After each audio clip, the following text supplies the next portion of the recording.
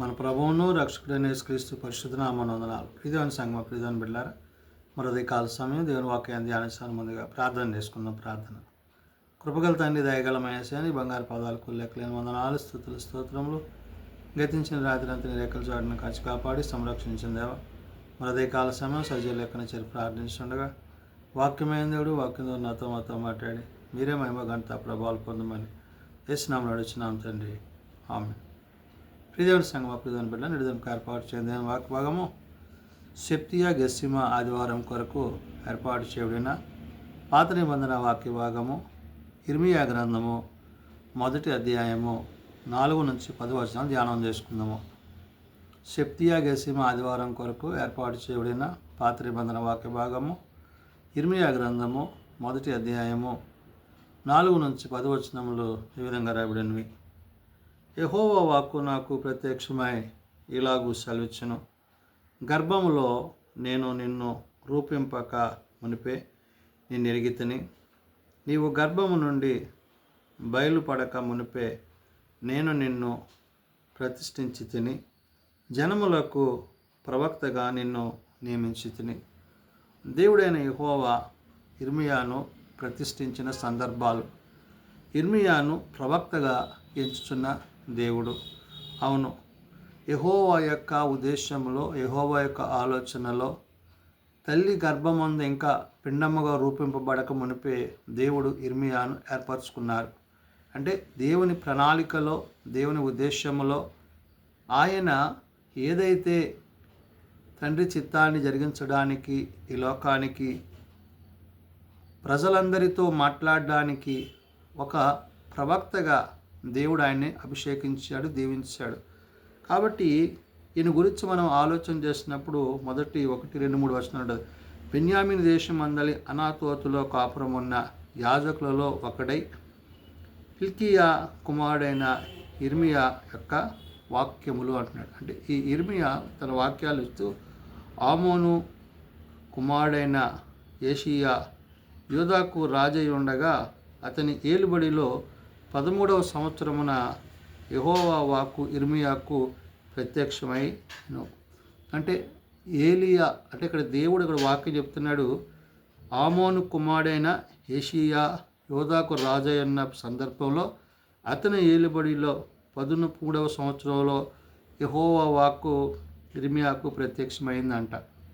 ఆ ప్రత్యక్షతను గురించి చెప్తూ, మరియు యేషీయా కుమారుడును యెహోవా యాకీము యూదాకు రాజై ఉండగా యేషీయా కుమారుడిగా సిద్కియా యూదాకు రాజై ఉండగా అతని ఏలుబడి 11వ సంవత్సరం అంతం వరకు, అనగా ఆ సంవత్సరము 5వ నెలలో యెరూషలేము చేరదీసుకొని పోబడు వరకు ఆ వాక్కు ప్రత్యక్షమగుచుండెను అంటాడు. అంటే ఎవరైతే దేవుడు ఏర్పరచుకున్న ఇర్మియా ఉన్నాడో అతడు దేవుని విషయాలను చెప్పడంలో దేవుడు అతన్ని ప్రత్యేకపరిచాడు అనే విషయాన్ని ఇక్కడ ఇర్మియాను గురించి చెబుతుంది. అందుకని ఇక్కడ మనకు ఇవ్వబడిన వాక్కులో యెహోవా వాక్కు నాకు ప్రత్యక్షమై ఇలాగూ సెలవిచ్చును అంటాడు. అంటే దేవుని వాక్కును బట్టి, మాటను బట్టి ఇర్మియా ఆ ప్రత్యక్షతను బట్టి మాట్లాడుతున్నాడు. గర్భములో నేను నిన్ను రూపింపక మునిపే నిన్ను ఎరిగితిని అని దేవుడు సెలవిస్తున్నాడు. అంటే పిండముగా కాక మునిపే దేవుడు తను ఎంచుకున్నాడు. నీవు గర్భము నుండి బయలుపడక మునిపే నేను నిన్ను ప్రతిష్ఠించి తిని అంటున్నాడు. దేవుని యొక్క ప్రతిష్టతలో అంటే పిండముగా ఉండక మునిపే దేవుడు ప్రతిష్ఠించేసుకున్నాడు. జనములకు ప్రవక్తగా నిన్ను నియమించి తిని అంటున్నాడు. అంటే జనాంగానికి, దేవుని ప్రజలకు ఒక ప్రవక్తగా, అంటే దేవుని మాటలను ప్రజలకు తెలియజేసి మరి దేవుని యొక్క మధ్యవర్తిగా దేవుడు ఇర్మియాను ఉంచిన విషయాన్ని ఇర్మియా అక్కడ చెప్తున్నాడు. అందుకు అయ్యో ప్రభువగు యెహోవా చిత్తగించుము, నేను బాలుడిని, మాట్లాడటకు నాకు శక్తి చాలదని నేను అనగా ఇర్మియా అంటున్నాడు, అయ్యో ప్రభువా నేను బాలుడిని, అయ్యో ప్రభువా నేను బాలుడిని, చిత్తగించుము, నేను బాలుడిని అంటే నేను చిన్నోడిని కాబట్టి నేను మాట్లాడలేను. అంటే దేవుని ఉద్దేశంలో తాను ఎంతగా తగ్గింపు కలిగి ఉన్నాడో మనం ఇక్కడ చూడగలం. దేవుని సన్నిధిలో ఆ తగ్గింపు కలిగిన జీవితాలు ప్రతి విశ్వాసి క్రైస్తవుడు కలిగి ఉండాలి. ఇర్మియా అంటున్నాడు, అందుకు అయ్యో ప్రభువగు యెహోవా చిత్తగించుము, నేను బాలుడనే, మాట్లాడుటకు నాకు శక్తి చాలదని నేను అనగా, అయ్యా నేను మాట్లాడలేను, నేను ఎంతటోని అని తాను ఒప్పుకుంటున్నప్పుడు దేవుడు అక్కడ ఆయన ఆశీర్వదిస్తున్నాడు. యెహోవా నాకు ఇలాగూ సెలవిచ్చెను, నేను బాలుడను అనవద్దు అంటున్నాడు. అంటే దేవుని మాట అతని నోట ఉంచబడుతుంది. అంటే ఇప్పుడు మాట్లాడే ప్రతి మాట కూడా, ఇర్మియా మాట్లాడే ప్రతి మాట కూడా యెహోవా యొద్ద నుండి పలికే మాటే తప్ప వ్యక్తిగతంగా ఇర్మియా మాట్లాడే మాట కాదు. అందుకని ఇక్కడ దేవుడు అంటున్నాడు, యెహోవా నాకు ఇలాగూ సెలవిచ్చెను, నేను బాలుడను అనవద్దు, నేను నిన్ను పంపువారందరి యొద్దకు నీవు పోవాలను అంటున్నాడు. దేవుడు ఎవరి దగ్గరికి అయితే ఇర్మియాను పంపుతున్నాడో అక్కడికెల్లా ఇర్మియా వెళ్ళాలి.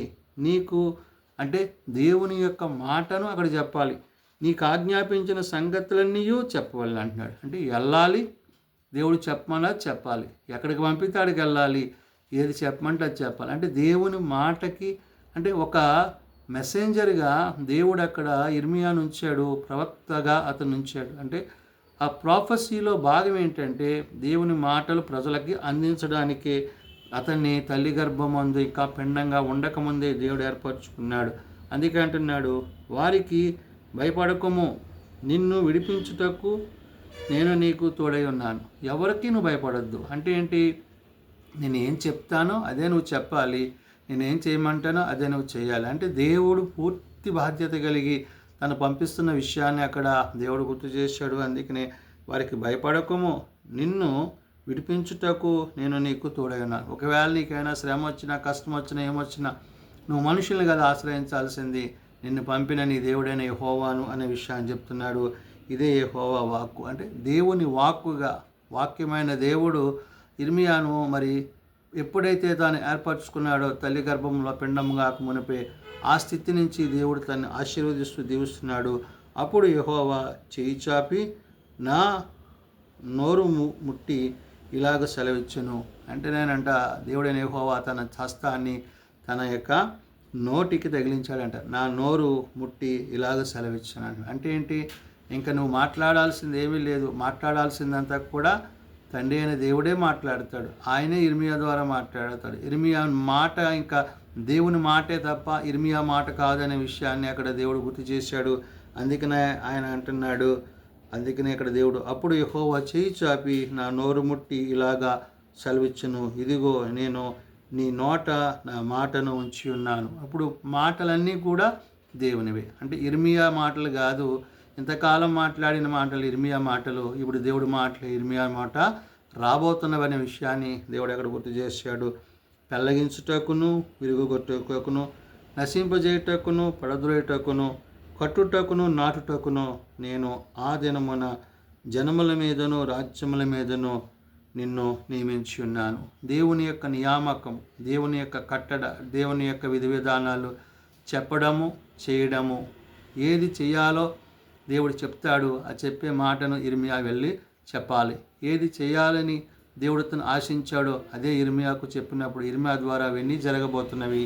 అందుకని ఇక్కడ ఆయన అంటున్నాడు, పెళ్ళగించుటకు, విరుగుగొట్టుటకు, కట్టాలన్నా, తీయాలన్నా, పడగొట్టాలన్నా, ఏది జరగాలన్నా, నశింపచేయుటకు, పడద్రోయుటకు అంటున్నాడు. అంటే దేవుని చిత్తంలో అది దేవుని చిత్తం కానట్లయితే దాన్ని పడద్రోయడానికి కూడా దేవుడు అతనికి మరి ముందుగా నడిపింపబడుతున్నాడు అని చెప్తున్నాడు. కట్టుటకును, నాటుటకును నేను ఈ దినమున అంటున్నాడు. అంటే ఏదన్నా దేవుని చేత, దేవుని ద్వారా జరిగే ప్రతి కార్యానికి మరి ఇర్మియా తాను చెప్పబోతున్న మాటే మరి మూలమై ఉన్నదనే విషయాన్ని గుర్తు చేస్తున్నాడు.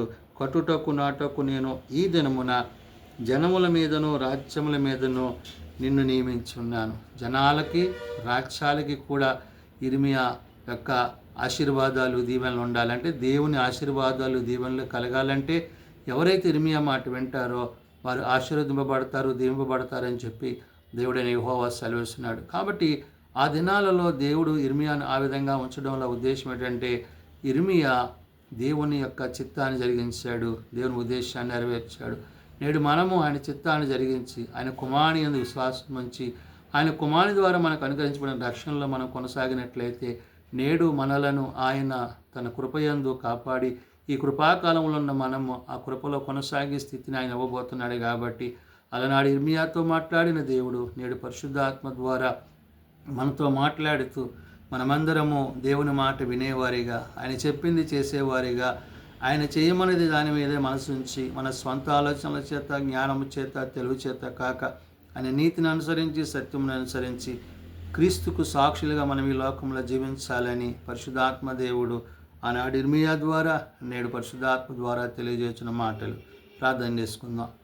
మమ్మల్ని మిక్కిలిగా ప్రేమించిన మా తండ్రి, కృపగలిగిన దేవ, అవును నాయన, నీ వాక్కు చేత నీ మాట చేత తల్లి గర్భమందు పిండముగా రూపింపబడక మునిపే నువ్వు ఏర్పరచుకున్న నీ భక్తుడైన ఇర్మియాను బట్టి వందనాలు. నిజమైన ఆయన, అతన్ని నీవు ప్రవక్తగా చేసి ఉన్నావు. జనాంగానికి నీకు మధ్యవర్తిగా ఆయన నుంచి నైనా నీవు సెలవిచ్చే ప్రతి మాట తెలియజేయడానికి నీ ఇచ్చిన కృపకే వందనాలు. నీ హస్తాన్ని నోటిని ముట్టినైనా అతని నోట నీ మాట నుంచినందుకే వందనాలు. నిజమైన ఆయన, ఇంత గొప్ప రక్షణ, ఇంత గొప్ప నిత్య జీవాన్ని అలనాడు నీ దేవుని యొక్క సేవకుడిగా ప్రవక్తగా తల్లి గర్భమందు పిండముగా రూపింపబడిపోయిన మీరు ఏర్పరచుకున్న విషయాన్ని బట్టి వందనాలు. నిజమైన ఆయన, నేడు మేము నీ వాక్యమును బట్టి, నీ మాటను బట్టి, నీ ఉద్దేశాలను బట్టి అటు రీతిగా మేము ఉండుటకు నీ సహాయము మాకు దయచేయండి. అయ్యా, మేమేమై ఉన్నామో అది కేవలం నీ ఉచితమైన కృపై ఉన్నామని గుర్తెరిగినైనా నీవు మా యందు అట్టి స్థితిని మాకు దయచేయమని, మేము అటు రీతిగా నీలో జీవించుటకు సహాయం దయచేయమని ప్రార్థన చేస్తున్నాం. బలహీనం ప్రభావ బలపరచండి నైనా, రోగులం ప్రభావ స్వస్థపరచండి. అయ్యా, చిన్న బిడ్డలు, యవనులు, పెద్దలు, వృద్ధులు ప్రతి వారిని వాని తరగతుల చొప్పున ఆశీర్వదించి దీవించండి.